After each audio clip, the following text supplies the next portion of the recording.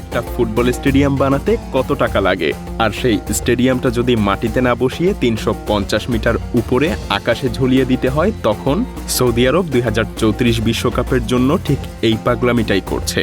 আর একটা না, এমন এক ঝাঁক স্টেডিয়াম বানাচ্ছে তারা, যা বানানোর সাহসও পৃথিবীতে আগে কেউ করেনি।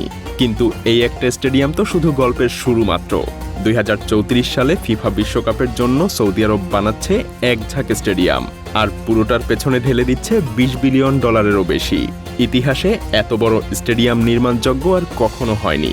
প্রশ্নটা এখানেই, একটা দেশ কেন এত টাকা, এত পরিশ্রম ঢালবে এমন কিছুর পেছনে যা বানানোর সাহস আগে কেউ করেনি? আসলে তারা কি শুধু স্টেডিয়াম বানাচ্ছে, নাকি এর পেছনে আছে অন্য কিছু?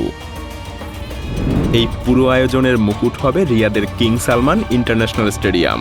৯২,০০০ দর্শকের এই দানবীয় স্থাপনাই হবে সৌদি আরবের সবচাইতে বড় স্টেডিয়াম, আর এখানেই বসবে বিশ্বকাপের উদ্বোধনী অনুষ্ঠান, আর সব উত্তেজনার শেষে ফাইনাল ম্যাচটাও।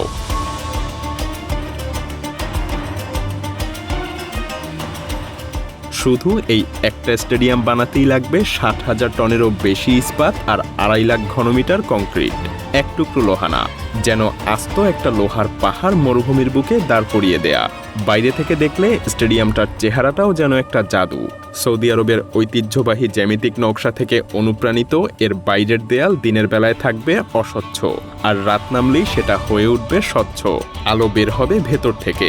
একটাই ভবন, অথচ দিনে আর রাতে দুই রূপ। এবার ভাবুন, বাইরের তাপমাত্রা ৪৫ ডিগ্রি ছাড়িয়েছে, রোদে ১ মিনিট দাঁড়ালেই গা পুড়ে যাচ্ছে, অথচ স্টেডিয়ামের ভেতরে ঠান্ডা আরামদায়ক ২২ ডিগ্রি।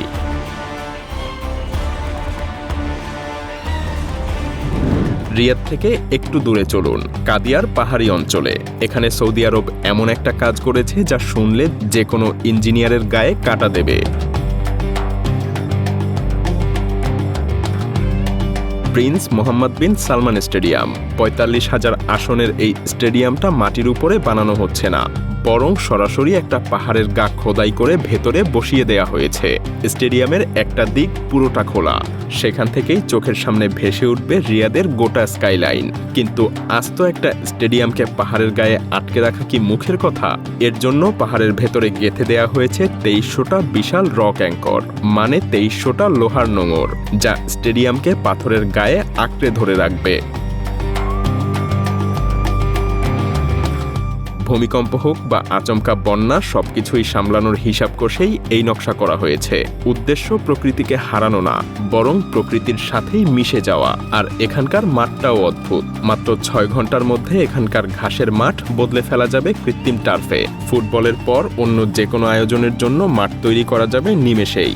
আর মাথার উপরের ছাদ, আকাশ হঠাৎ করে বিগড়ে গেলে সেটা বন্ধ হয়ে যাবে মাত্র ১৫ মিনিটেই।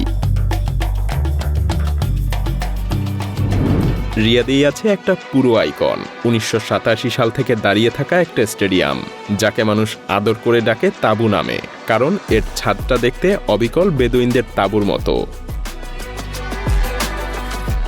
২৪টা বিশাল থামের উপর দাঁড়িয়ে থাকা এই ছাদে এখন বসছে আধুনিক এলইডি পর্দা। রাত নামলে গোটা স্টেডিয়ামটাই জ্বলে উঠবে আলোর খেলায়, যা দেখা যাবে ৫ কিলোমিটার দূর থেকেও। পুরনো ঐতিহ্য, নতুন চেহারা।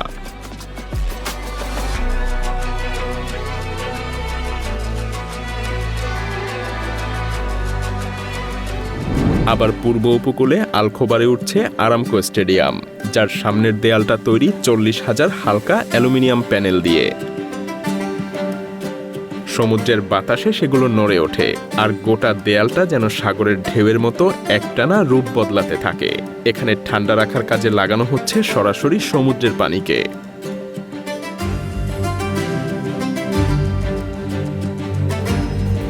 আর সবচেয়ে অবাক করা জায়গাটা হলো আভা। এখানে কিং খালিদ ইউনিভার্সিটি স্টেডিয়াম দাঁড়াচ্ছে সমুদ্রপৃষ্ঠ থেকে ২২০০ মিটার উপরে, পাহাড়ের চূড়ায়।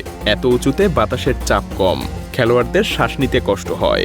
তাই এখানে বসানো হচ্ছে বিশেষ এক বায়ুচাপ নিয়ন্ত্রণ ব্যবস্থা, যাতে মাঠে নামলে মনে না হয় যে আপনি মেঘের কাছাকাছি দাঁড়িয়ে আছেন। পাহাড়ের ঠান্ডা বাতাসকেও এরা কাজে লাগাচ্ছে স্টেডিয়ামকে ঠান্ডা করার জন্য। খেয়াল করেছেন ব্যাপারটা?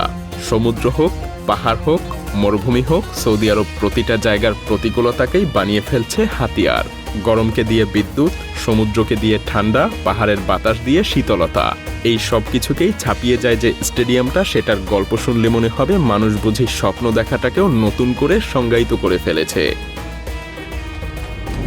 এবার ফিরে আসি সেই আকাশে ভাসমান স্টেডিয়ামটার কাছে, নিয়ম স্কাই স্টেডিয়াম। এটাই সৌদি আরবের সবচাইতে সাহসী এবং সবচেয়ে অবিশ্বাস্যবাজি। প্রায় $1 বিলিয়ন খরচে তৈরি এই স্টেডিয়ামটা দাঁড়াবে না মাটির উপরে, বরং ঝুলে থাকবে 350 মিটার উপরে। একবার ভাবুন, এত উপরে একটা আস্ত স্টেডিয়াম, যেখানে বসবে 46,000 মানুষ। আর এটা বসছে নিয়মের সেই বিখ্যাত প্রকল্প দ্য লাইনের ভেতরে, 170 কিলোমিটার লম্বা আয়নায় মোড়া একটা সোজা শহর, যা মরুভূমি চিরে সোজা চলে গেছে লোহিত সাগর পর্যন্ত। এখানে ম্যাচ দেখতে আসা মানে গাড়ি নিয়ে ঘন্টার পর ঘন্টা জ্যামে বসে থাকা না, দর্শকরা পৌঁছে যাবেন দ্রুতগতির বৈদ্যুতিক পড আর লিফটে চড়ে সোজা নিজের আসনে। স্টেডিয়ামের বাইরের দেয়ালটা আয়নার মতো, যা চারপাশের মরুভূমিকে প্রতিফলিত করে। দিনের বেলায় যেন এটা আকাশের সাথে মিশে গিয়ে অদৃশ্য হয়ে যায়, আর রাত নামলে হাজার হাজার এলইডি আলোয় মনে হয় স্টেডিয়ামটা সত্যিই বাতাসে ভাসছে। ভেতরের আসনগুলো সাজানো মৌচাকের মতো, যাতে প্রতিটা কোণ থেকে মাঠ পরিষ্কার দেখা যায়। আর শব্দ এমনভাবে তৈরি যে একজন দর্শকের একটা চিৎকারও গোটা স্টেডিয়ামে বজ্রের মতো গমগম করে ওঠে। আসলে সৌদি আরব শুধু স্টেডিয়াম বানাচ্ছে না, তারা তেলের যুগ ফুরিয়ে যাওয়ার আগেই কিনে নিচ্ছে একটা গোটা ভবিষ্যৎ, ফুটবল। যে খেলাটা আমাদের কাছে খালি পায়ে একটা বলের পিছে ছোটা, সেটাই এখানে হয়ে উঠেছে পৃথিবীর সবচাইতে দামি স্বপ্নের প্রতীক। কিন্তু প্রশ্নটা থেকেই যায়, এত ঝলমলে ভবিষ্যৎ কি সত্যিই ভবিষ্যৎ, নাকি শূন্যে ঝুলে থাকা এক দামি স্বপ্ন?